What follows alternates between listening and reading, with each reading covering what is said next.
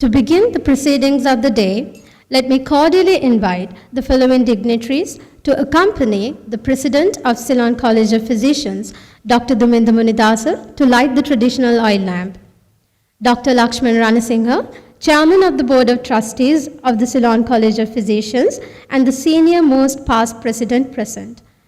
Professor Arosha Disanayake, immediate past president. Dr. Upul Disanayake, president-elect. Dr. Dumita Govindapala, honorary treasurer. Dr. Chatrika Dandaniya and Dr. Chamila Dalpatadu, honorary joint secretaries.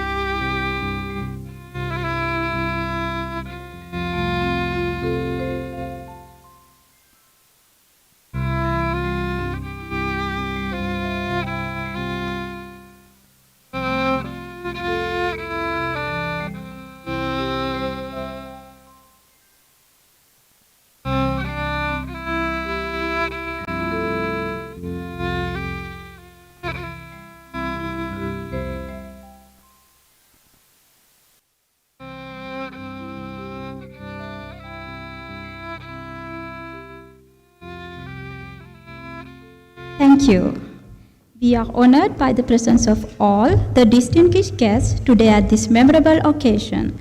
2022 marks an illustrious year for the college under the exemplary leadership the immediate past president, Professor Arosha Disanayake. May I warmly invite Professor Disanayake to address the gathering.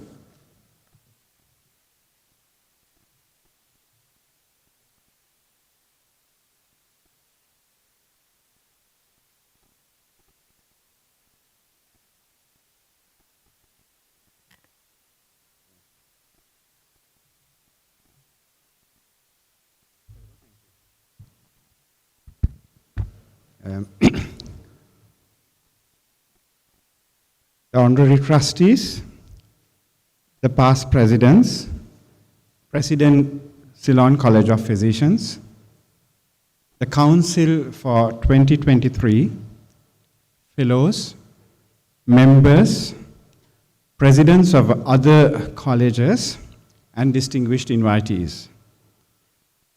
May I, on behalf of the President and the Council of the CCP 2023, most warmly welcome you to this august assembly. Your gracious presence this evening is an inspiration for all of us. Dr. Duminda Munidasa was elected as President CCP on the 9th of December 2022 at the annual general meeting. As per tradition, we have gathered here today for the induction ceremony of the President CCP 2023. As the first item in the agenda, it is my pleasure, privilege, and honor to deliver the outgoing President's address. The outgoing President's speech is one of the most predictable items you would ever see. There will be inevitable photos, images of flyers, lengthy recaps of what happened, and in general, a summary of events most of you would anyway remember as you were there. If the council did a lot of work, well, the speech could take a long time. I do know that you are now bracing yourself for such a display at this moment. And then, of course, I'm certain you're puzzled why Mike Briel is on the screen. Let me tell you. I believe the CCP's achievements in 2022 needs no retelling. The fellows and members of the CCP walked with the council every step of the way. It's not that we did and you saw, but we did all together. For the record, the Secretary's report carries a detailed account and it has been emailed to each CCP member and is now in public domain. I seek your concurrence to move away from convention. Instead, I beg your indulgence to permit me to share with you 5 lessons in leadership which I learned leading the CCP. I share these with you in the hope that these will help you to play your leadership roles better, and the future presidents can learn from my experience. With my passion for literature, I will present them as books so that you could recall the book titles and recollect the linked leadership lessons. The Art of Captaincy. Mike Briel is considered by many to be the greatest cricket captain who ever stepped onto a cricket field. A double first class in psychology and philosophy from Oxford University, and a trained clinical psychotherapist, players would be motivated to perform miracles under him. Once, someone commented, if Briel asked the sun to move, saying he needed some shade, the sun would actually move. Such was his skill in leadership. His Art of Captaincy is a wonderful read. The first leadership lesson is how to get the best out of each team member in the council. I believe every member of the CCP possesses a skill set good enough to serve on the council. The leader needs to identify the unique skill set each member around him possesses. We need many skills, both hard and soft, such as academic and clinical excellence, communication skills, people management skills, creative thinking, critical thinking, to speak well, the ability to write well, skills in fine arts and humanities, financial management skills, the list goes on and on. Very few of us are truly all-round skilled in all this.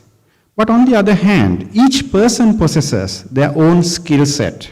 The leader needs to identify the skill set of each and every member very clearly. He must align the member's skill set with his vision for the organization and its mission. Then the leader must communicate clearly with each member what is expected from the person. That is, to provide role clarity.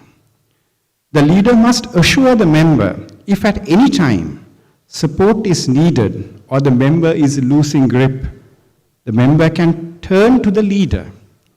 Support will be unconditional with no blame. The only danger is role overburdening. When the member is gifted in many ways, it is easy for the leader to fall into the trap of getting all tasks across to the most gifted and the resultant failure in more than one front. In the CCP, I tried to identify each member's skill set and create role clarity. I will take 2 examples by way of explanation. Dr. Himantha Athukorala is widely read, knows a lot of people, he has good people skills, and possesses creativity. Considering his skill set, and in keeping with the year's theme, Crossing Divides and Bridging Gaps, I requested him to lead the collaboration with non-physician specialist colleges. With his Latin expertise, the term Collegia Unitum Scienza was born, and we all saw the success of this initiative with urologists, medical information specialists, sports physicians, psychiatrists sharing their expertise with us.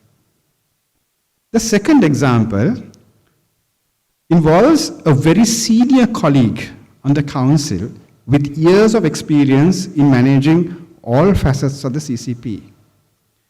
His assigned task was to answer all the telephone calls from me immediately, however busy he was.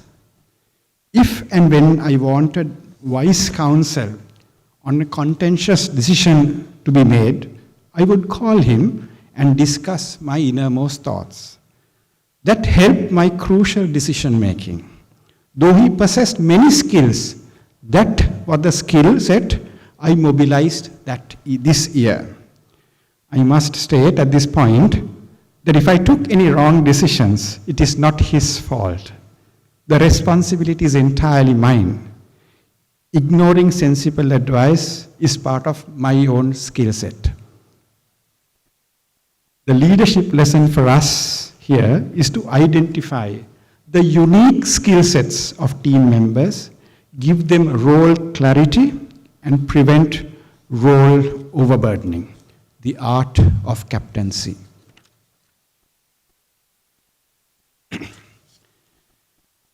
Over the past few months, I have increasingly realized there's so much the medical community can learn from the business world.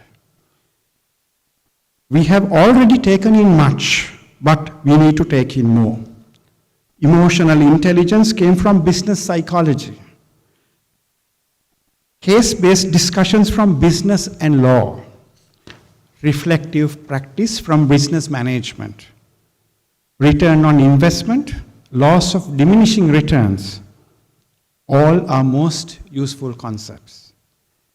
Peter Thiel, the Silicon Valley billionaire, is a founder of PayPal and an initial investor of a number of other immensely successful startups such as Facebook.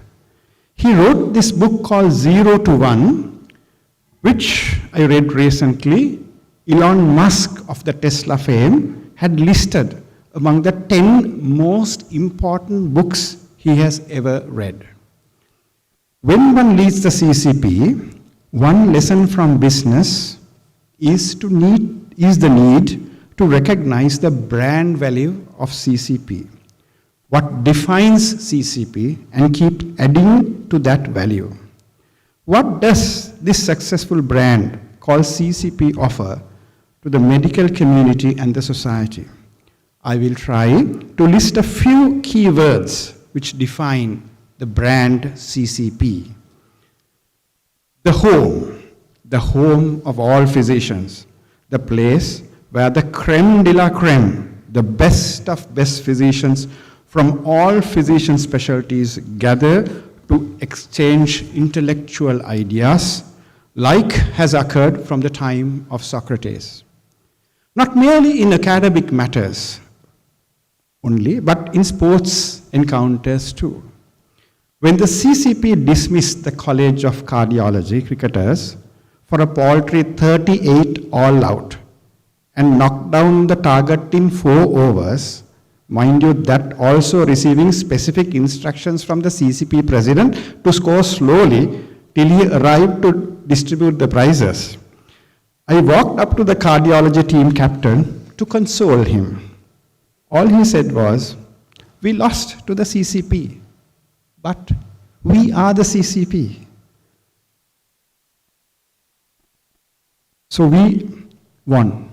I hugged him tightly. We are the Mahagedara to all physicians. Trust is another key word in the CCP brand.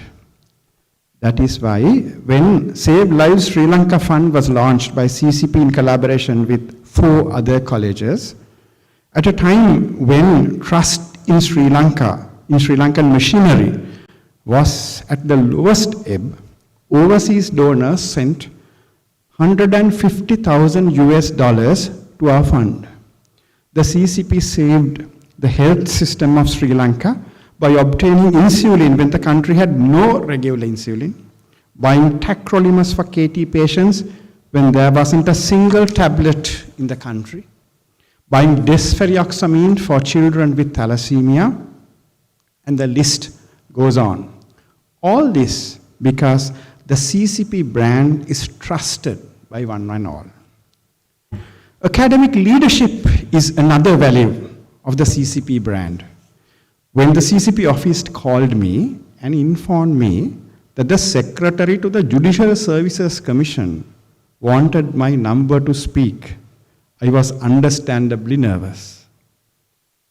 He did speak to me, and it was to invite the CCP to take over the Healthy Mind and Body teaching module of the Judicial Services Commission for the magistrates to be newly appointed in Sri Lanka. That reflects the brand value of academic leadership of the CCP. Refinement and elegance are also brand values. Meticulous attention given to each detail. Simple things like which music to play for the procession to walk in at the presidential induction. Last year, it was Ode to Joy from Beethoven's Ninth Symphony, the anthem which brought Europe together, reflecting on the theme of crossing divides and bridging gaps. It was Chariots of Fire reflecting CCP's ability to thrive in adversity, and the glorious celebratory music of Mozart's Marriage of Figaro used at the annual academic session's inauguration ceremony procession when it walked in and when it walked out.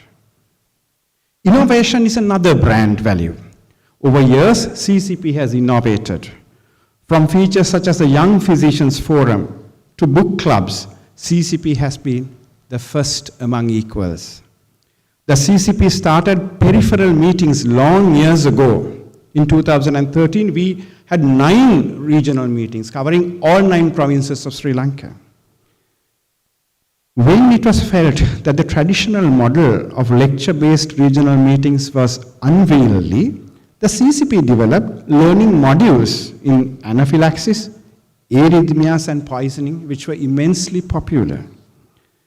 This year, it was innovated further by placing the model on its head by inviting physicians in the periphery to address doctors in the center of CCP under the Peripheries to the Fore program. Ladies and gentlemen, the leader needs to identify the brand values of the organization and create a program to add further value. What is unique to the organization? How do we place our annual plans alongside the organizational brand? When we know who we are and what we wish to further develop into, we need not copy anyone or try to be someone else. We play to our strengths and become even more unique. The lesson is to identify the brand value and organizational culture and consider value addition projects. Obstacle is the way. Ryan Holiday writes prolifically on ancient Greek philosophy. In Obstacle is the Way, he speaks about resilience. Last year was probably the most difficult year all of us faced. Lack of essential items to buy, even for those possessing the means. Crippling power cuts, days-long fuel queues, people's struggles, political uncertainty, and sporadic violence ripped apart our social fabric and destroyed the faint-hearted. I learned that to lead an organization such as the CCP, keep the council and the members motivated at a crisis like this, one needs enormous resolve. Resilience. Many fall apart in crisis. Some others fight to survive crisis. Those who are resilient look for opportunity in the crisis and thrive in them. They become better than they were, not in spite of the crisis, but because of the crisis.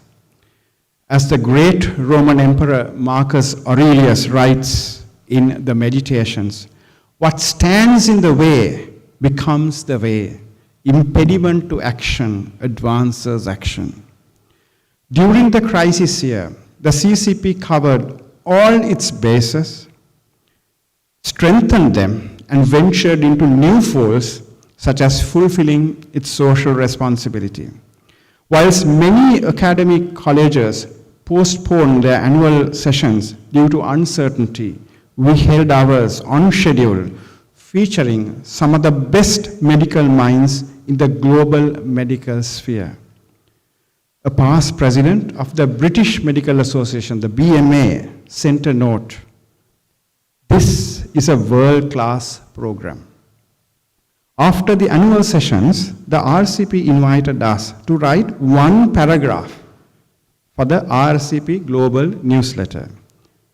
Dr. Dinesha Sudhasinghe, the Secretary Extraordinaire of the CCP, duly obliged. The RCP Commentary magazine editorial team had seen that and contacted us to write a 2-page article for the magazine Commentary highlighting how the CCP thrived in such a difficult period. We sent a 4-page article for the editors to pick what's important. And guess what? They created space for 2 more pages and published the full 4-page article. In a personal note, the editor mentioned that there were so many things the RCP and membership could learn from the CCP, and they wanted all of our resilient work to be a lesson for the global physician community. The leadership lesson I learned and wish to share with you is the importance of being resilient and motivating those around you also to be resilient. As Marcus Aurelius told us 2,000 years back, and Ryan Holiday reminds us presently, obstacle is the way.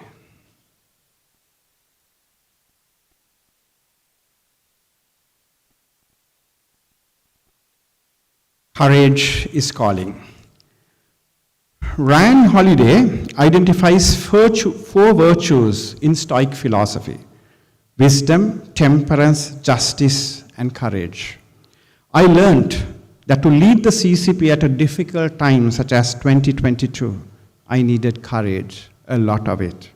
I will highlight 2 such instances. In the middle of all this chaos, the Ministry of Health unceremoniously sacked the NMRA board, citing lack of annual reports. It included the CCP representative too. We did have reason to question the bona fides of the move, but there was a legal cover for the action of the MOH according to the NMRA Act. I received a letter from the MOH asking me to nominate someone other than the previous member. This was inappropriate, and the MOH had no right to dictate to the CCP who should and who should not be nominated. I familiarized myself with the NMRA Act, and it was clear who were the persons ineligible for nomination, and our nominee certainly would not fit that.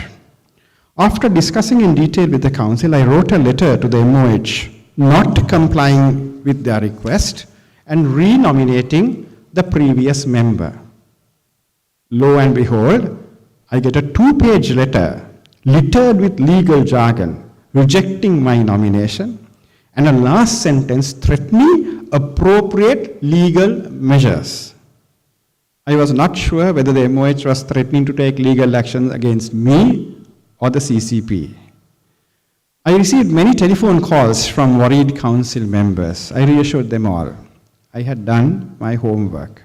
I knew the NMRA Act to the word and had obtained independent legal opinion from a prominent legal counsel. I wrote, with the council's consent, a 5-page reply to the MOH, quoting legal provisions as advised. Excitement was running high and we waited with bated breath, and we received a letter from the MOH, a 1-sentence reply devoid of all legal rhetoric.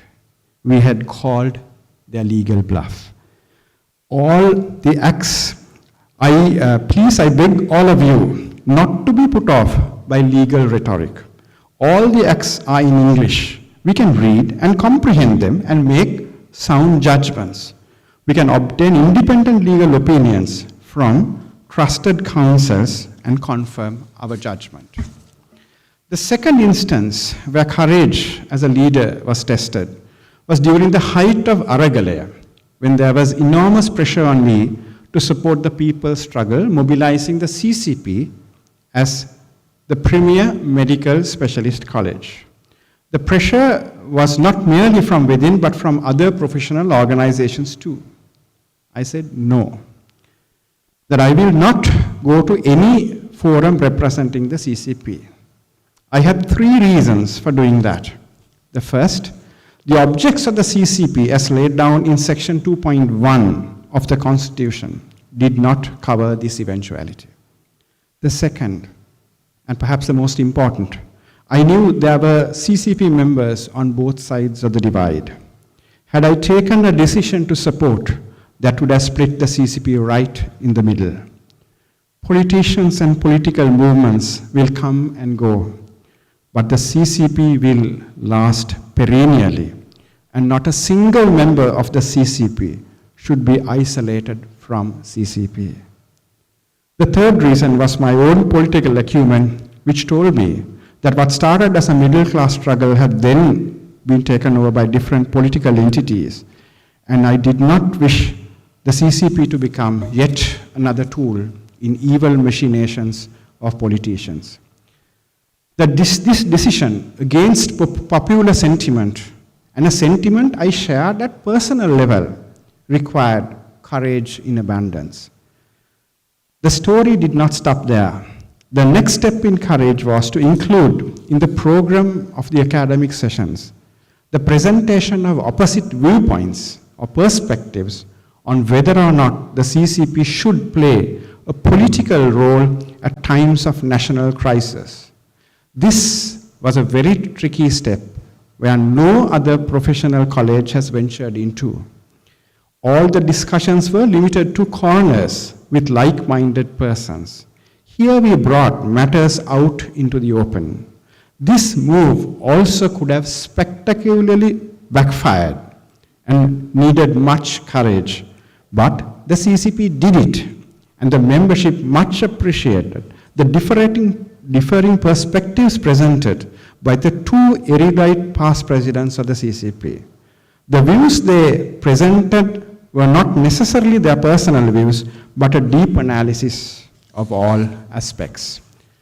The lesson I learned was, to be a leader, one must have courage, an abundance of it. Courage is calling.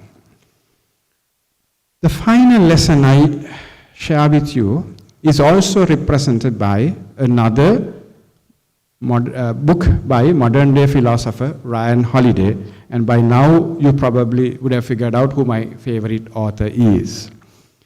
Ego is the enemy. Virtually all religions warn us about how ego leads us astray. The truth of this was evident when leading the CCP. Leaders surround themselves with a set of sycophants who will keep singing praise, and leaders will lose touch with reality even when they are failing miserably. We have many such examples from both ancient and recent history. That is the reason I made certain there were a few people around me who would tell me the truth, however bitter it might be. Every difficult decision, I ran past them. They had a free license to call me and share their concerns about CCP matters. I am most grateful to them. But the real danger lies when you're doing well, doing brilliantly well. At that moment, even your truthful advisors can only praise you. That is the moment when you are left alone with your ego, and ego can actually take over you. That is the moment when you feel you're actually bigger than the institution. You feel the need to leave a legacy, something that will make people remember you, that people will say, you were the GOAT. For those of you who are not familiar with modern day acronyms, GOAT means greatest of all time. No, my dear friends, no one can be the greatest of all time. Someone greater will always come in the future. All we may leave will be, as the poet Henry Longfellow wrote, footprints on the sand, the traces of which might give heart and inspire someone following us. The footprints themselves will be washed away by the waves of time. That is all there is to it, my friends. For the CCP president, there is only one legacy. It's not me, it's the CCP. Ladies and gentlemen, that's the final leadership lesson I wish to share with you. Ego is the enemy. Be most mindful. Dear trustees, past presidents, presidents, CCP, council, fellows and members, I stood before you 12 long months earlier, pledging allegiance to the CCP Constitution and setting out a program built under the theme, Crossing Divides and Bridging Gaps.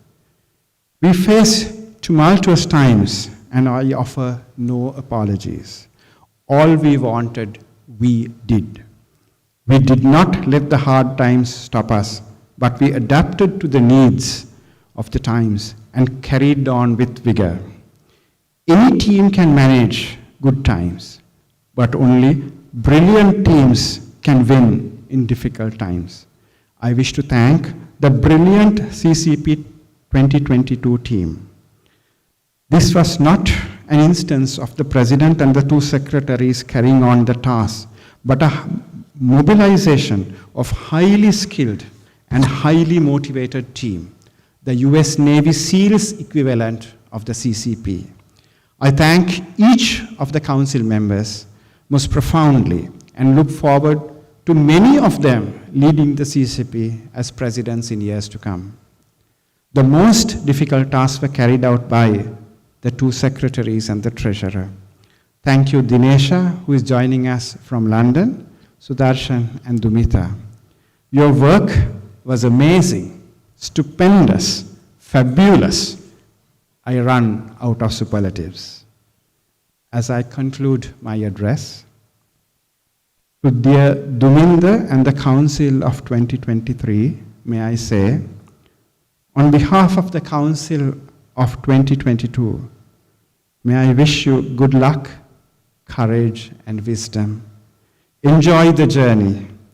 May the Devas bless you every step of the way.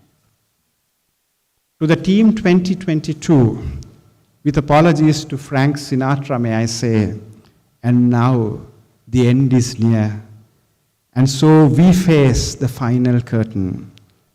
We've lived a life that's full. We've traveled each and every highway, and more, much more. We did it our way. To the CCP trustees, past presidents, president, council, fellows, and members, may I say, thank you for walking with us on this exhilarating CCP Journey 2022. As Aladdin would have said to Princess Jasmine, unbelievable sights indescribable feelings, soaring, tumbling, freewheeling through an endless diamond sky. This has been a truly magical carpet ride. Thank you. Have a beautiful evening.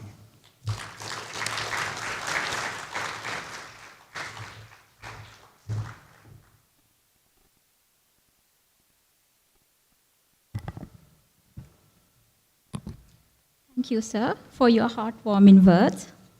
And now, ladies and gentlemen, we have come to the highlight of the evening, ceremonial induction of Dr. Duminda Munidasa as the new president of Ceylon College of Physicians for the year 2023. May I invite Professor Arosha Disanayaka, the immediate past president of the college, to formally introduce Dr. Duminda Munidasa to this esteemed audience.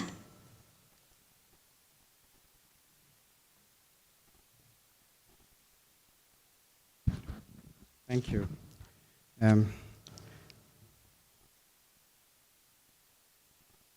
Dr. Siman Meru Patiranage Duminda Munidasa, MBBS, MD, FCCP, FRCP.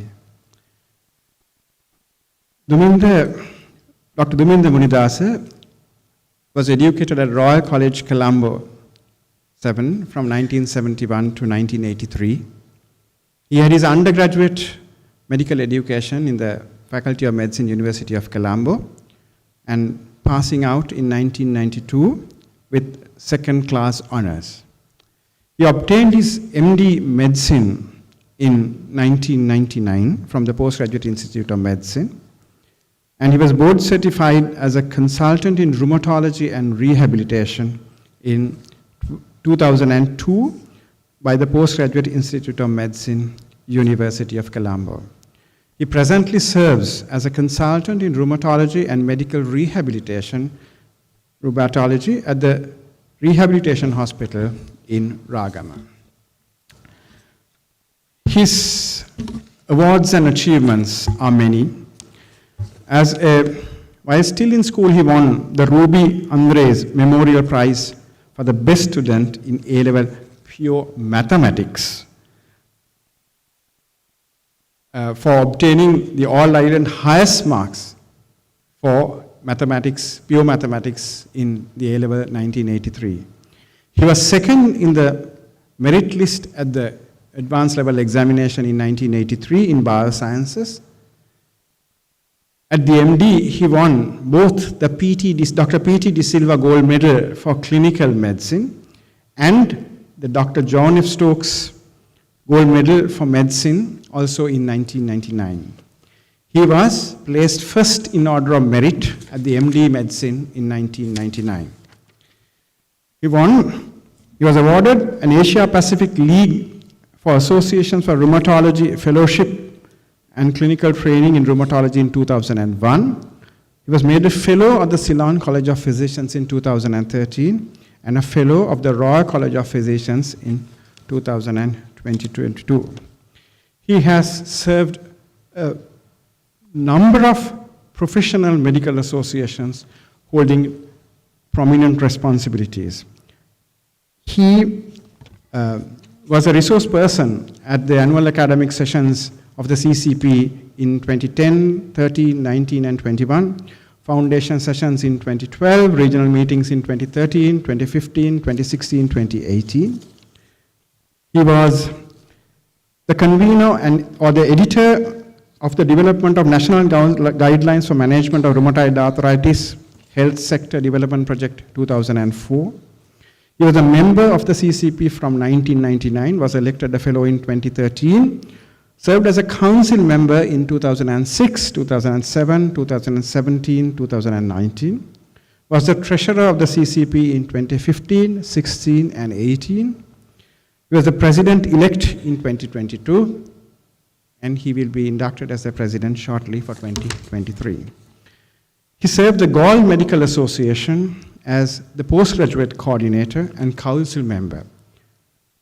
He served the College of Specialists in Rheumatology and Rehabilitation, being a resource person and with the annual academic sessions and regional academic programs, member from 1999, editor from 2002 to 2006, treasurer from 2012 to 2015, vice president from 2015 to 2017, president-elect from 2017 to 2019, and president from 2019 to 2020. He also served the Osteoporosis Sri Lanka Association as a committee member and the treasurer. He is a life member of the Sri Lanka Medical Association and the Sri Lanka Stroke Association, and he has been a member of the medical committee of the Football Federation of Sri Lanka in 2013. He is the editor, has been the editor, treasurer, and committee member of the Sri Lanka Spinal Cord Network. He's a member of the Asia Spinal Cord Network, and he is a member of the Wildlife and Nature Protection Society of Sri Lanka. His teaching experience is immense. He has done undergraduate teaching at the University of Ruhuna and Kelaniya, examined at the final MBBS examination in the faculties of medicine, Ruhuna and Kelaniya, external faculty member in the faculty board of the University of Ruhuna from 2009 to 2011. He has been on the specialist board for rheumatology and rehabilitation at the Postgraduate Institute of Medicine, and is the current chairperson, has been a member from 2015. He was a member of the interim specialty board for rehabilitation medicine in 2018. Board of study in sports medicine he served in 2018 and 2019. Member of curriculum development committees of rheumatology and rehabilitation medicine. A trainer for senior registrars in rheumatology and rehabilitation, senior registrars in medicine, registrars of sports medicine, diploma in family medicine, diploma in palliative care, and diploma in sports medicine. He has been, for the PJM, the chief examiner, and at times the examiner for the MD medicine, examiner for the diploma in sports medicine, selection examination course leading to MD medicine and geriatrics.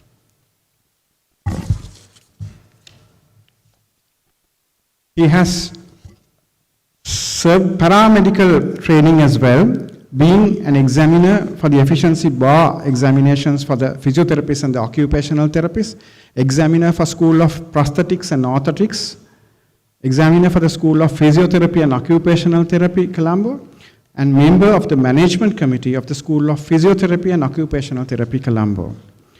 He worked in Gaul. He was my colleague in Gaul from 2002 to 2011.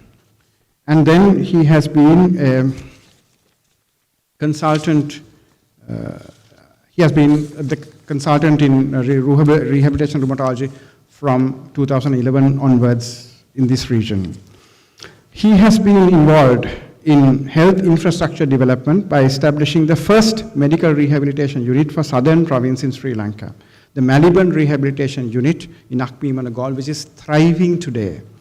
Establishing medical rehabilitation occupational therapy unit at Teaching Hospital Karapitiya, re-establishing inward treatment facility for rheumatology patients at Teaching Hospital Karapitiya, and then of course considering his research interests and publications, Dr. Munidasa has 43 peer-reviewed publications and presentations.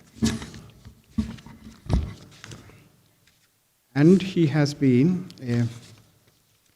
a reviewer, an invited reviewer for the Board of Study Medicine, Faculty of Graduate Studies, University of Ruhuna, Ethics Review Committee member of the Faculty of Medicine, Gaul, and an invited reviewer for the Ceylon Medical Journal.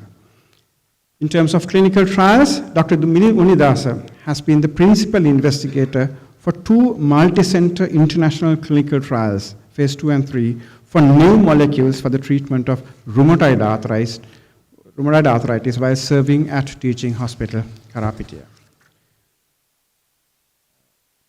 To add a very personal note to his introduction, Duminda has been my very dear friend for a long time. We've been colleagues both at workplace and at the CCP.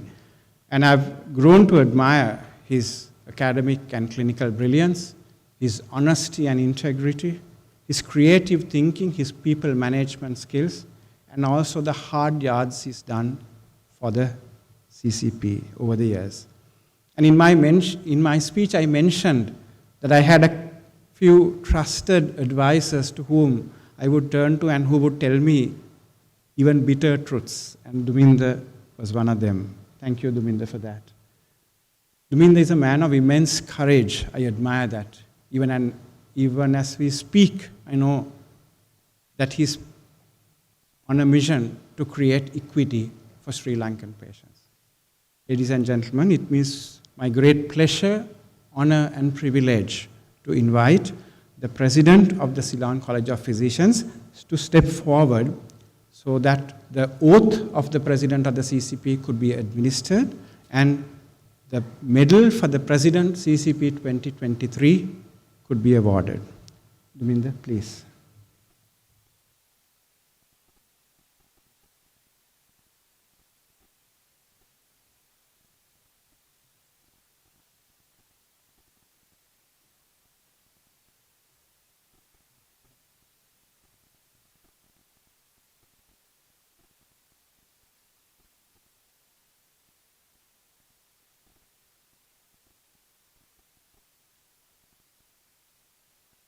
The members of the Ceylon College of Physicians have, on this day, 21st January 2023, elected you their president for the ensuing year.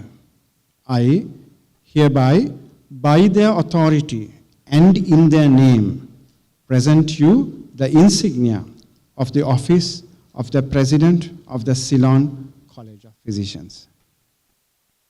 I solemnly give my faith that I will observe the statutes, bylaws, and the regulations of the Ceylon College of Physicians.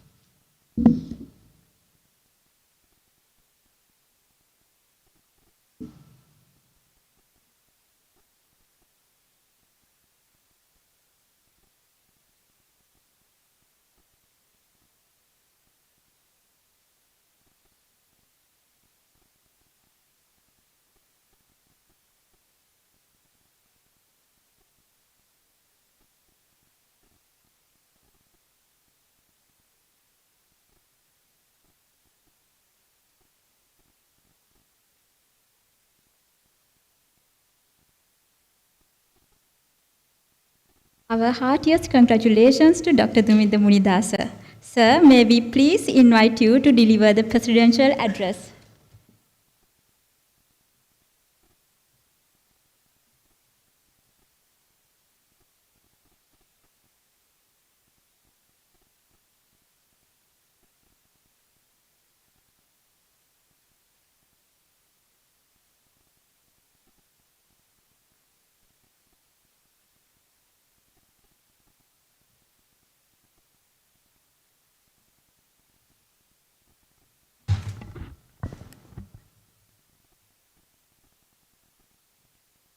Dear all, good evening.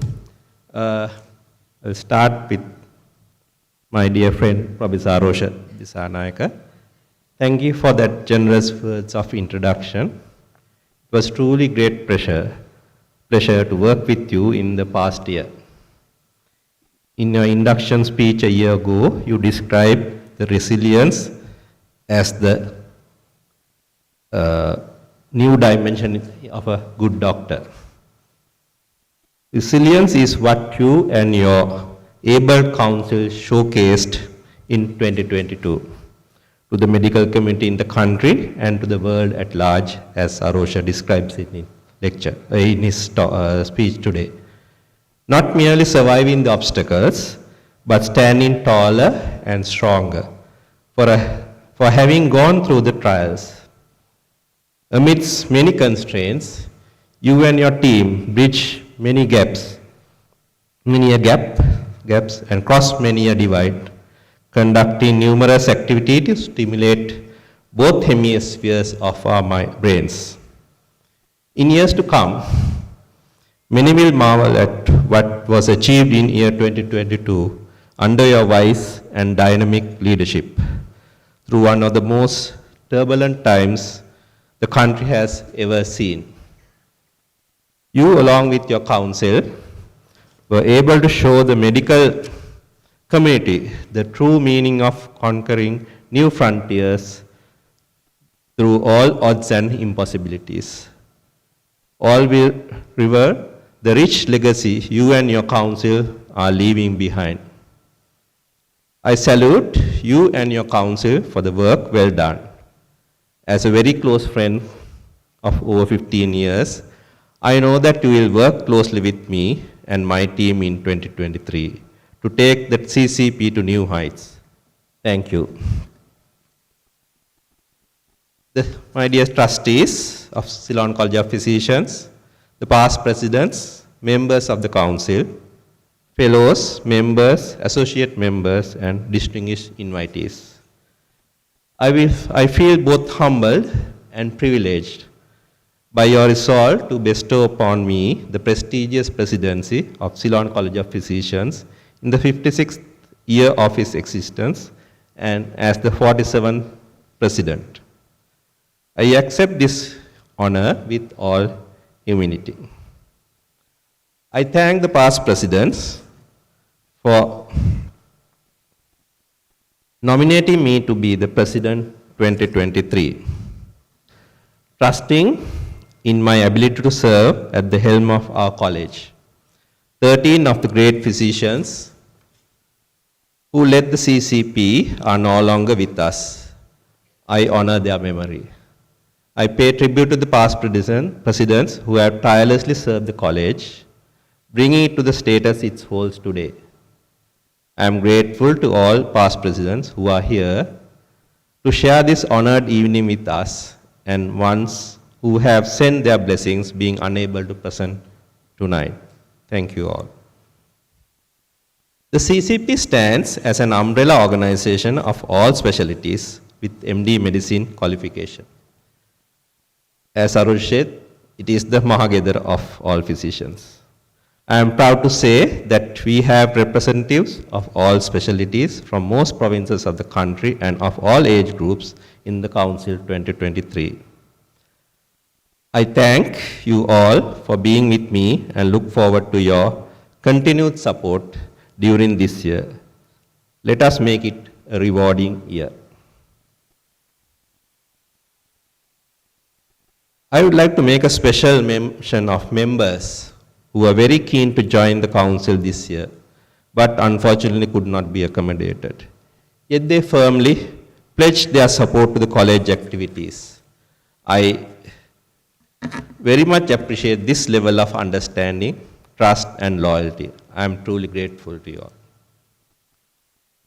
My journey in CCP began in 1999. The membership of the college was the gift Dr. Sarath Gamini de Silva, my beloved trainer in medicine, gave me for passing the MD medicine exam that year.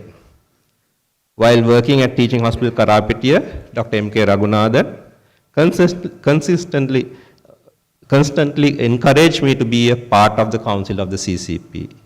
It was his perseverance that made me become a council member in 2007 under the presidency of Professor Chandrika Vijayaratne. I still vividly remember Dr. Henry Rajaratnam and Dr. Sarath Gamini de Silva asking me to be ready for this eventuality of being the president of CCP at the induction ceremony of Professor Rizvi Moideen far back in 2008. Over the years, many more encouraged me to take up the challenge. 15 years later, having served 3 of them as treasurer under Dr. Lalit Vijayaratne, Dr. Nihal Gunatilaka, and Professor Pandu Karnanayaka, 4 as council member of Professor Chandrika Vijayaratne, Professor Rizvi Moideen, Professor S.D. Jayaratne, and Professor Chandani Manikatunga, and many contributions as resource person. Today I stand before you fulfilling their prophecy. I wish to thank them all for the confidence they placed in me. At this point, I would like to draw your attention to a photograph I treasured a lot. This was taken in 2017 in Nuwara during a visit to hold a CCP regional meeting where I contributed as a resource person. At that time, this group had only 2 individuals who have been presidents of the college. 10 years on, by end of this year, 6 of them have served as presidents and the President 2024 will be the 7th. By the way, two young gentlemen here will be sitting the exam, A-level exam, starting on next Monday, and I wish them well. This photograph depicts an important legacy of CCP dedication of its membership with continued involvement in its activities. Very well said about it by Arosha. Our dedicated members continually spend their time and energy while expecting nothing in return to continue college activities and fulfilling its long-term goals to its full potential without divergence.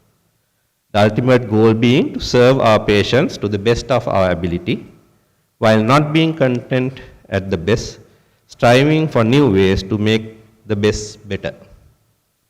The strength of the CCP derived from this factor alone places it in a unique position to guide the future of healthcare in Sri Lanka. It is no secret that the healthcare in Sri Lanka is at a critical juncture. The fallout of 2022 economic debacle on healthcare will truly be felt in 2023.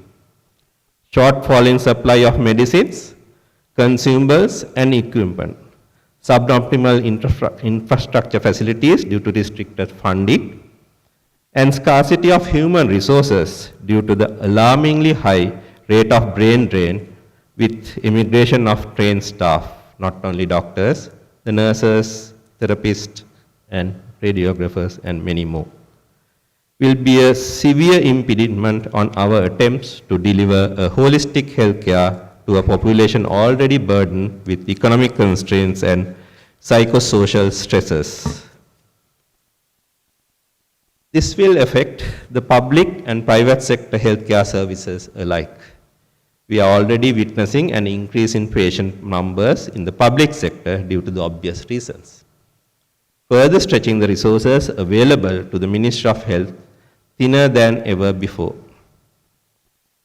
If we are not to buckle under the pressure of too less facilities and much more to do, a change in perspective is called for. Moving from the best care to the best possible care is not an option, but is becoming a necessity. In practice, this may seem an impossible feat at first. Some might even feel it is unthinkable, revert into barbaric ways of treating. But humans are a remarkable breed, especially Sri Lankans, able to adapt to the most hostile environments to ensure survival. And we are humans and Sri Lankans, and we should be able to do it again and again. Modern medicine was not born overnight. It is the result of thousands of years of observation, practice, patience, and perseverance. It always took one person who thought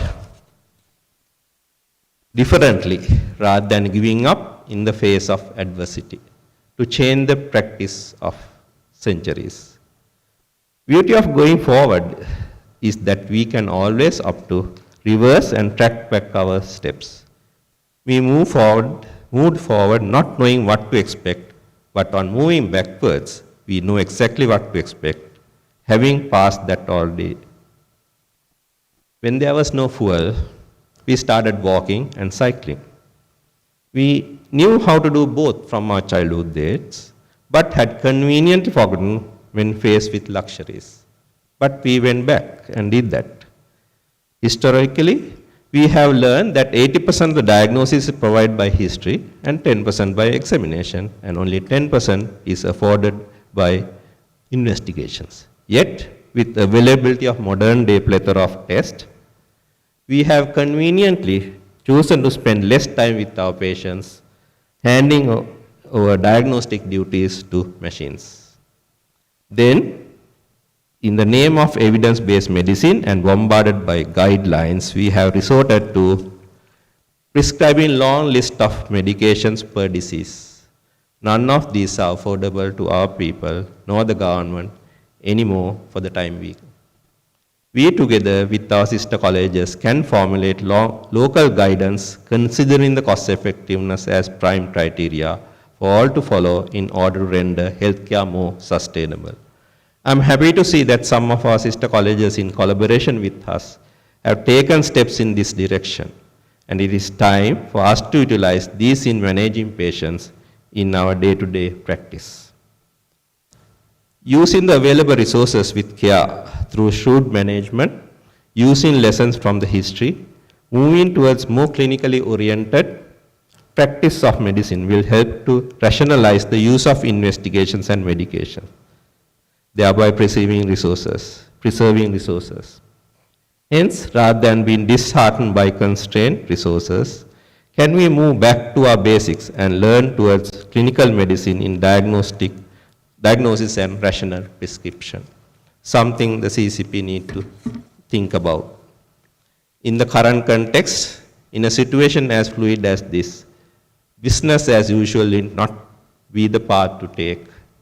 Changes in mode of delivery of care we call for, and we need to take it up ourselves. As leaders in medical field, we should not only practice these ideas, but instill these in our proteges. I had the fortune of learning practice of clinical medicine in the shadows of great clinicians we had in our country, leaving a long-lasting effect on the way I practice medicine. As a third-year medical student, Dr. U.S. Jayavikrama and Dr. Mrs. Soma De Silva taught me the ABC of clinical medicine. At that time, it was beyond me to grasp the ability to make a very accurate diagnosis by taking the history and examination and at bedside. Second in command at that time, Dr. Jayavikrama's ward, Professor Janaka De Silva, made an everlasting impact on recognizing physical signs and interpreting them with ease. His verbal reproduction of auscultatory sounds of heart and lung still echoes in my ears.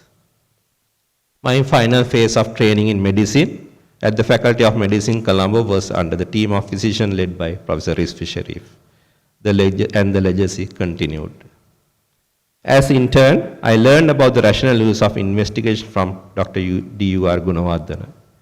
His practice of asking house officers and SHOs to explain why each of the investigation was performed on a patient led me to rationally think before performing any. A practice I recommend all our members adopt in our practice and instill that in your trainees for the intern medical officers. This will certainly help us in this crisis situation rather than ordering battery of laboratory tests soon as the patient comes in.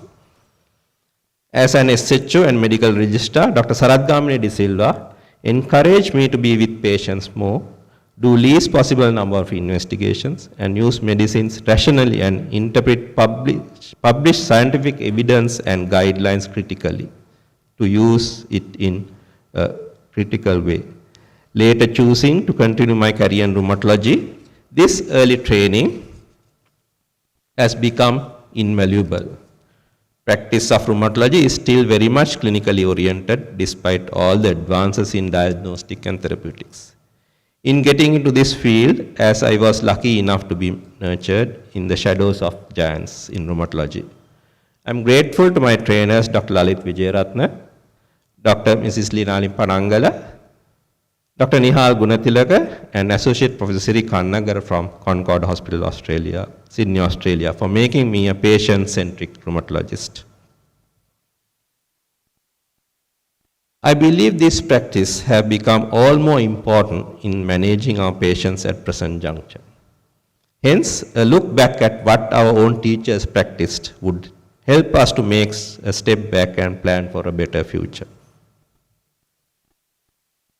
Traditional approach towards health and disease has been a biomedical model, where the person's ill health was exclusively treated by medical means based on learnings of pathophysiology of a disease. It is undeniable that this model has many shortcomings when we try to impart a holistic care. At the same time, deviation from age-old practice of art of medicine towards science of medicine is a major culprit, putting us under tremendous pressures, when there is financial pressure, particularly when trying to practice modern medicine during an economic constraints. Working within the biomedical model with the best use of art of medicine may help us to lower the cost of patient management. Yet, this may not achieve the WHO goal of good health, a state of complete physical, mental, and social well-being, and not merely the absence of disease or infirmity. Especially in populations severely affected by economic downfall, having many socio-economic stresses on their lives, delivery of this will need a holistic healthcare approach, an approach to wellness that simultaneously addresses the physical, mental, emotional, social, and spiritual components of health. Given the multifactorial nature of this concept of health, I'm sure all agree, wherever possible, we should strive to identify all factors that has an effect on patient's health condition. Using of appropriate intervention to address these, which may be even non-medical, could be a positive effect on patient's health. Hence, an alternative model to traditional biomedical concept was searched by many. The biopsychosocial approach was developed at Rochester decades ago by Drs. George Engel and John Romano, who were American specialists in internal medicine and psychiatry from the University of Rochester Medical Center, Rochester, New York. This was first published in their landmark paper in 1977 by George Liebman Engel. He offered a holistic alternative to prevailing biomedical model. He recognized that to understand and respond adequately to the patient's suffering, clinicians must attend simultaneously to the biological, psychological, and social dimension of the illness, which may need us to apply much more now. The main drawback of the biomedical model still seen widely in the healthcare workers is for them to tend to see the disease while being conveniently blind to the person with the disease. He tried to reverse this dehumanization of medicine and disempowerment of the patient through this new concept. I believe this is very much relevant in today's context as well. In rehabilitation medicine, we have adopted this model for delivering holistic care in WHO International Classification for Function, Disability, and Health. It is recognized that disease or injury will affect and cause impairment of the structure and function of the body, leading to activity limitation and participation restriction in daily life. There are contextual factors, both personal and environmental, that will act as facilitators to overcome the above mentioned or act as barriers, worsening the outcome. In an individual, patient detailed history and examination will provide us with relevant on each of the components, which is in turn will facilitate holistic care of such patient or planning a holistic care for them. Adapting biopsychosocial model to any form of illness is feasible. This will help in caring of our patients more humanly, curing some, relieving the suffering of most, and comforting all, as the founders of our college intend us to perform as depicted in our emblem. This concept of holistic care is that patient management need to be addressed in many facets. Like many petals of the lotus flower, make a picturesque end product, bringing all relevant components for a holistic care together, will result in a healthy person true to WHO definition.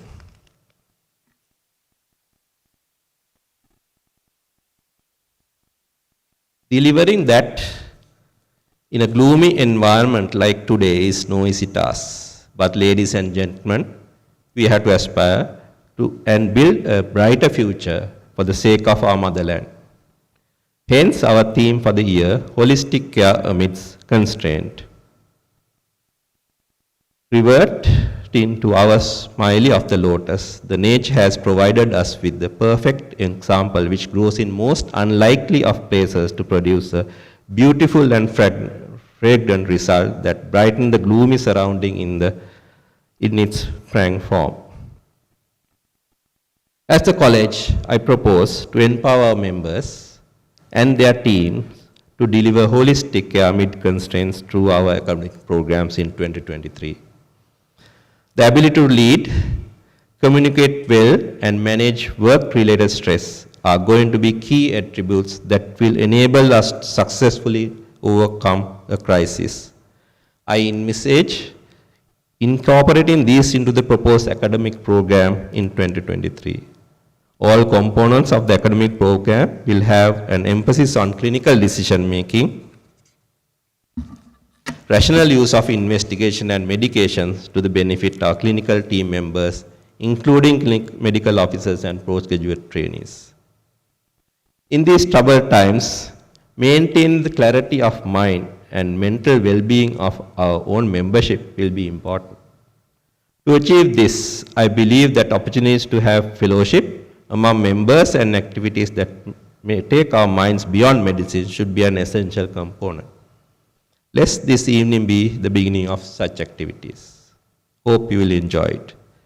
I invite all members of the CCP to join hand with my council and myself to make these endeavors truly successful.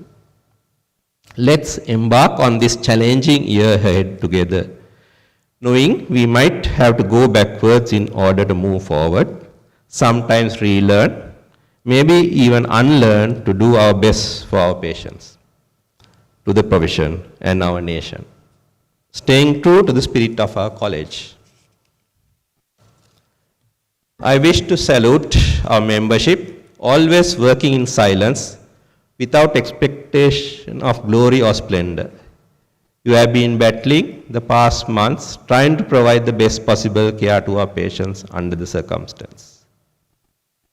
In absence of print paper or fuel to travel, many services would have come to a standstill. But even when many essential tools of the trade were scarce, physicians in all tiers still choose to continue to work and care their patients. They are the unsung heroes. Hopefully, authorities will try to keep them in this country by trying to support them to do this rather than discouraging them. Before I conclude, I would like to ask a moment of your time. Thank a few special people who shaped me into who I am today, with an ability to take up this prestigious post for the college. My parents, who are no more with us, doing the best they could to make me a useful person. My siblings, who grew up together with me in a very supportive household, together with their families still supporting my life's endeavors. My wife's family members doing the same since the day we met. Heleni and Sihal, you have joined me in many activities of the CCP. Sometimes getting scolded in your school from your two teachers for frequent absence, especially in 2013. I am blessed to have you both. You have steadfastly supported me, being the best versions of yourselves. Thank you. Iresha, my wife, for being with me with that wonderful smile through the ups and downs of our lives together. Never wavered in support, being the person who knows me the most, who knows my strength and weaknesses the best. I take solace in your belief and draw strength from your conviction that I can do this post justice. I believe that whatever we achieve in our lives is due to the influence from all whom we associate with on the way. I thank all my teachers from school, Faculty of Medicine, clinical training for their wonderful guidance, and all my friends and colleagues. I have as my personal guest today, representing my friends from my Montessori days to the Royal College, to the faculty days. And thank you for accepting that invitation, being here, and for giving that extra bit of experience to improve my life. Since we do not have formal vote of thanks to deliver today's program, I would like to take this opportunity to thank personally as well as on behalf of the Council all those contributed to organizing this event.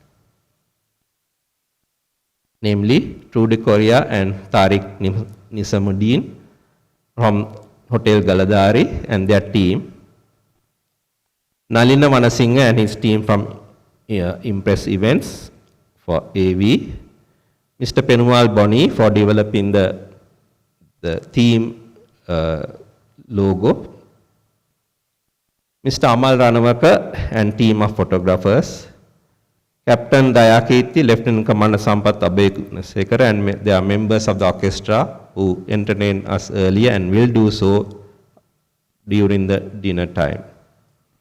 Admiral Nishant Ulugutanna for making it possible to have these lovely musicians. Professor Harshini Rajapaksa, Dr. Madhuwanti Hettiarachchi, Dr. Disna Amaratunga and Dr. Himantha Attukorala for agreeing to showcase their well-known singing capabilities tonight. So ladies and gentlemen, please come in with your dinner and enjoy their songs and music.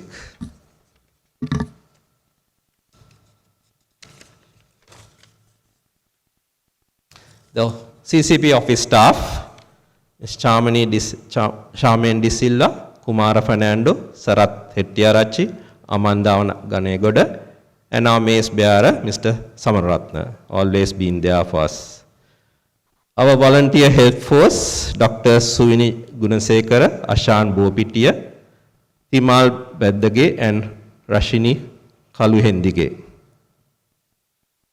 We, of course, got two multifaceted gems in our office at this time. Doctors Mayun Ruwanmella and Kalpana Kurupuarachchi for their untiring working during last few months and being wonderful compeers today. Thank you. And I thank my colleague Dr. Himantha Attukorala, Chiranti Liyanage and Varsha Disoisa for helping out. And all the members of the council who helped us in numerous ways. Of course, we need a nucleus in the organization when we organize such an event. This is the team induction 2023. Dr. Anushka Idirivira, Dr. Dumita Govindapala, Dr. Chamila Dalpadadu, and Dr. Chaturika Dandenia. They made plans and executed them brilliantly, rallying all others around them. That augurs well for the year ahead for the college. Thank you very much. And any shortcomings today will be due to my uncalled interference in their greater plans. Please bear with me. I apologize if I miss anybody by mentioning names. Finally, I thank you all for being here to share this moment. I'll cherish this very dearly. Ladies and gentlemen, let's enjoy the evening with food and music within this room, and let's enjoy the year ahead. Thank you all.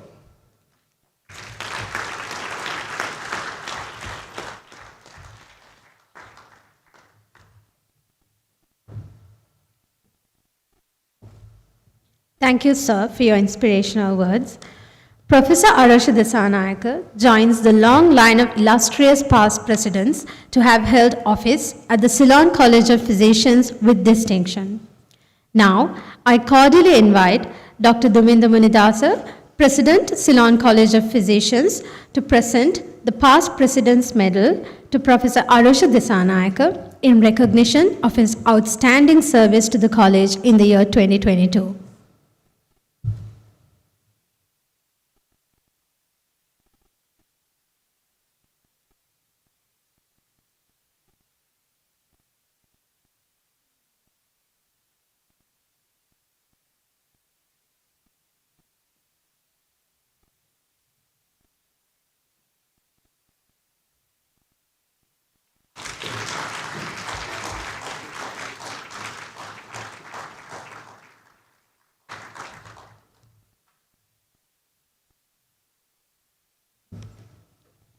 The members of Ceylon College of Physicians always look back while going forward. They very much like to appreciate the dedication of our past leaders.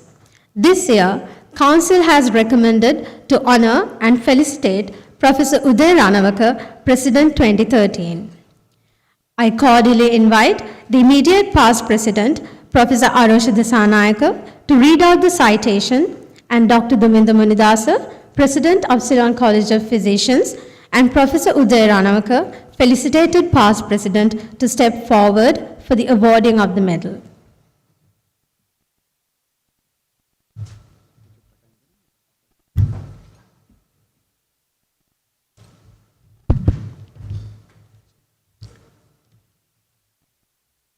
Ladies and gentlemen,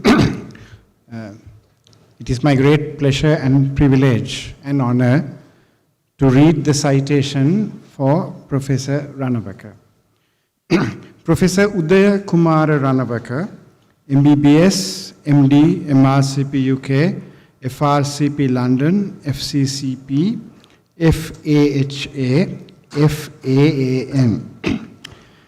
Professor Ranawakar graduated in 1990 with second-class upper division honors and distinction in surgery from the North Colombo Medical College. He obtained the MD Medicine in 1996, being placed first in the order of merit from the Postgraduate Institute of Medicine, Colombo. He obtained the MRCP UK in 1999 from the Royal College of Physicians, London. He underwent specialized training in neurology at the Institute of Neurology, National Hospital of Sri Lanka, Colombo, and overseas training as Honorary Registrar in Neurology at the Royal London Hospital and St. Bartholomew's Hospital, London. He was board certified as a consultant neurologist in August 1999 by the PGIM, University of Colombo. Presently, he is professor in neurology at the Faculty of Medicine, University of Carania, and honorary consultant neurologist at the Colombo North Teaching Hospital, Ragama. Previously, he has been a resident neurologist at the National Hospital of Sri Lanka from 2000 to 2003, consultant neurologist teaching hospital Karapiti, Kurunagala from 2004 to 2006, and senior lecturer in medicine at the Department of Medicine, Faculty of Medicine, University of Carania from 2006 to 2016. He has been selected to very many prestigious positions, including President, Ceylon College of Physicians in 2013, President, Association of Sri Lankan Neurologists in 2017, President, National Stroke Association of Sri Lanka 2012 to 2016, Head Department of Medicine, Faculty of Medicine, University of Carania from 2016 to 2019, Chairperson, Sri Lanka Clinical Trials Registry 2022, Administrator, Sri Lanka Clinical Trials Registry from 2006 to 2022, Member of the Advisory Group, International Clinical Trials Registry Platform, World Health Organization from 2018 to date, Member, Best Practice Working Group on Clinical Trials, International Clinical Trials Registry Platform, World Health Organization, 2008 to 2017. Member, Executive Committee, Asia Pacific Stroke Organization, 2015 to 2017. Member of the Board of Study in Medicine at the PGIM from 2013 to 2019. Secretary, Board of Study in Medicine, PGIM from 2000 to 2003. Member, Specialty Board in Neurology, from 2012 to 2015 and 2022 to date. Member of Board of Study in Sports Medicine, PGIM, from 2005 to 2012. National CME Coordinator, World Federation of Neurology, from 2001 to 2004. Member, National Health Research Council, 2009 to 2016.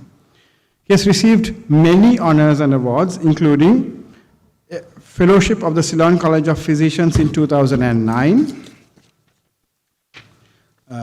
Fellow of the American Heart Association and American Stroke Association 2009, Fellowship of the Royal College of Physicians London in 2010, and Fellowship of the American Academy of Neurology in 2012. He has delivered 8 named orations, both nationally and internationally.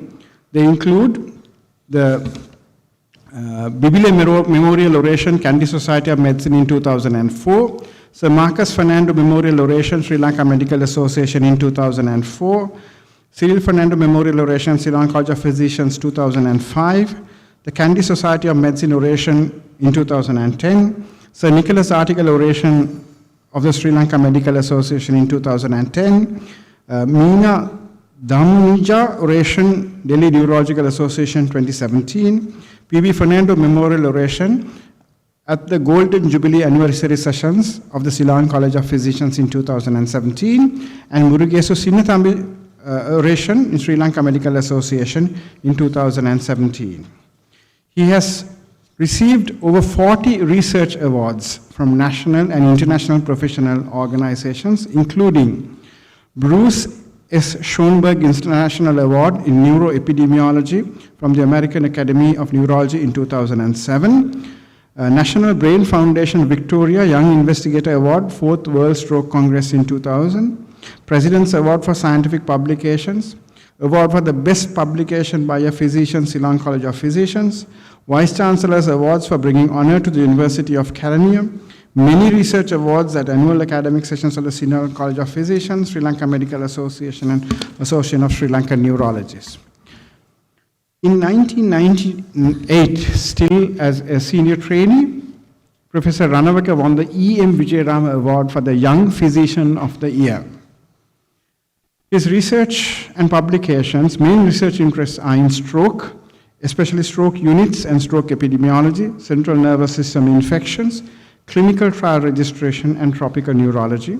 He did pioneering work in neurology research in Sri Lanka. He was the national coordinator in the first multi-center clinical trial in neurology, stroke, conducted in Sri Lanka, conducted the first community study on stroke, established the first hospital-based stroke registry, established the first multi-center stroke registry network, conducted the first audit on stroke care, conducted the largest study on Guillain-Barré syndrome, conducted the first prospective study of adult patients with CNS infections. His book chapters include Neurology of Toxins and Envenoming, Kumar and Clark's Clinical Medicine ebook, Tropical Neurological Infections, Kumar and Clark's Clinical Medicine ebook, Neurological Manifestations of Systemic Disease, Kumar and Clark's Clinical Medicine ebook, Tropical Neurology, Kumar and Clark's Clinical Medicine ebook, Neurological Disorders in Old Age, in Medicine in the Elderly, co-authored with Professor Calvin Gunratna and Dr. Achala Balasurya. CNS Infections in Adults, the Sri Lanka Medical Association Guidelines on Antimicrobial Policy, a SLMA publication in 2007.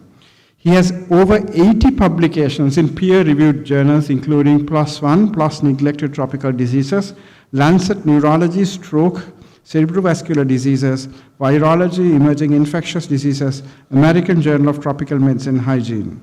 He has over 110 research papers presented at local and international scientific meetings and has been the principal author in most of them.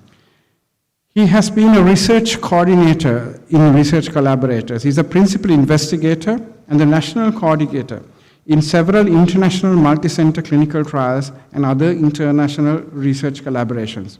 He's a member of the International Steering Committee and the national coordinator plus principal investigator of VitaTop's first international multi-center stroke trial in the country. Principal investigator, head post, KIMS, seroprevalence of NMO, aquaporin 4 autoimmunity in Sri Lankan patient cohorts with inflammatory CNS disorders, a Mayo Clinic Sri Lanka collaborative study. He's an investigator of Trident, ENOS, Access Studies. He's a national coordinator, SITS International Stroke Registry Network. He's an editorial board member of the Ceylon Medical Journal from 2006 to date, in the Sri Lanka Journal of Neurology from 2009 to date, and Journal of Stroke Medicine from 2018 to date. He is an external reviewer for many peer-reviewed journals, including PLOS ONE Stroke Trials, BMJ Open, Cerebrovascular Diseases, Neuroepidemiology, Journal of Neurology and Neurosurgery and Psychiatry, American Journal of Tropical Medicine and Hygiene, neurology, neuroimmunology, and neuroinflammation. He's a reviewer of research abstracts for national and international scientific meetings, including the American Stroke Association, Asia Pacific Stroke Organization, Ceylon College of Physicians, Sri Lanka Medical Association, and Association of Sri Lankan Neurologists. He has disseminated knowledge with over 100 invited lectures and presentations at national and international scientific meetings, and has contributed to the conduct of an organization as a resource person at many seminars and workshops for medical officers and other healthcare professionals. He addressed many public seminars and participated in numerous media interviews and seminars to create and improve public awareness of health issues, especially stroke. His contributions to national level development include: did pioneering work in the establishment of stroke units in Sri Lanka, conceived and planned the first stroke unit in the country at the National Hospital of Sri Lanka, Colombo, while still a senior registrar in neurology, and contributed to the planning and establishment of the unit in 1998.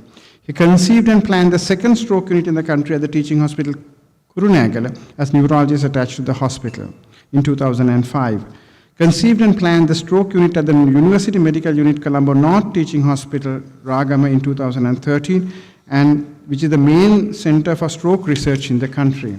Has developed a stroke unit in every hospital he has worked.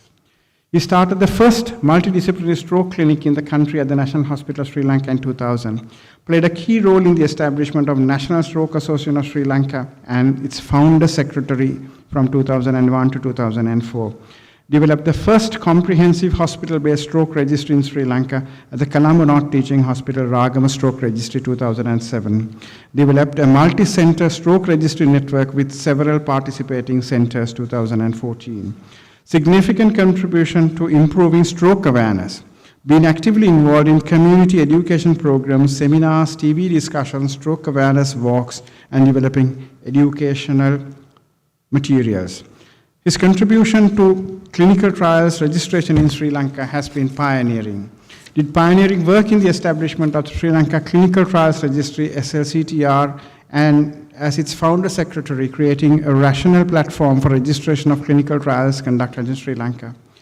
He played a key role in the SLCTR being recognized as a primary registry of the WHO International Clinical Trials Registry platform. His contribution to the CCP is enormous. His first association with the CCP came in winning the E.M. Vijayarama Award for the Young Physician of the Year in 1998. Joined the CCP Council in 2001, soon after board certification. Secretary of the College of Physicians for 3 years, from 2002 to 2004. Council member for several years, President-elect in 2012, and President in 2013. Introduced many novel and innovative programs to the CCP calendar to improve CPD and training, to engage younger physician colleagues, and to reach out to physicians in the peripheries. In 2013, the theme of the year, Physicians for the Future, helped develop all those. The annual academic sessions were held in collaboration with the Royal College of Physicians, London. Regional meeting programs, one in every province, introduced parallel sessions at every meeting with a main clinical program for medical officers and a symposium on NCDs and workshop on disability and rehabilitation for nursing officers and other allied healthcare personnel. Several community programs and skill workshops were held in parallel. The long-term strategic plan of the CCP was developed in the lead up to the 50th anniversary Golden Jubilee year with inputs from management consultants. Following initial SWOT analysis, a 2-day residential workshop to develop the LTSP final plan presented at the AGM 2013, establishing subcommittees to carry out everyday tasks in the college. Beyond Medicine initiated a series of lectures to introduce themes outside medicine such as arts, wildlife, etc. Initiated the President's roundtable meetings with finer specialties and colleges and associations to strengthen links with them. Introduced the monthly specialty updates in collaboration with finer specialty colleges and associations. A regional research symposia at regional meetings uncovered several young future researchers. Initiated the research help desk to provide guidance and mentorship to budding researchers. initiated dialogue with the RCP on establishing a PACER center in Sri Lanka, and presently we are a fully fledged PACER center conducting 2 cycles per year. Initiated dialogue with RCP on initiated RCP CPD accreditation for the AAS and regional meetings, and the RCP continues to accredit our annual academic sessions and award CPD points. Links with the PGM were strengthened. Initiated postgraduate trainer-trainee meetings, trainer-trainee day at the annual sessions in collaboration with the RCP. Initiated regular dialogues with the DGHS, Ministry of Health. Initiated DGHS approved duty leave for annual academic sessions and regional meetings. He continues to serve the college even after presidency. He was the chairperson of the Education, Training and Research Committee of the Ceylon College of Physicians from 2014 to 2017. He was the chair of the Scientific Committee Annual Sessions 2015-2017, the 50th anniversary jubilee year. And he continues to serve as a council member as a past president's representative. An important aspect that Professor Ranawaka introduced was the induction of an inner circle of younger members to carry out all activities. And I had the privilege of being one of the younger members inducted to his council in 2013. Professor Panduka Karunanayaka has been already president, as was seen from the photograph of the president. And then I was the president last year, and we have Duminder presiding this year, and Dr. Upul Disanayaka will preside in 2024, and all of them were in this core of younger consultants who were mobilized to carry out activities of the CCP. Ladies and gentlemen, may I invite the president of the Ceylon College of Physicians to felicitate our past president, CCP president from 2013, Professor Udaya Ranawaka.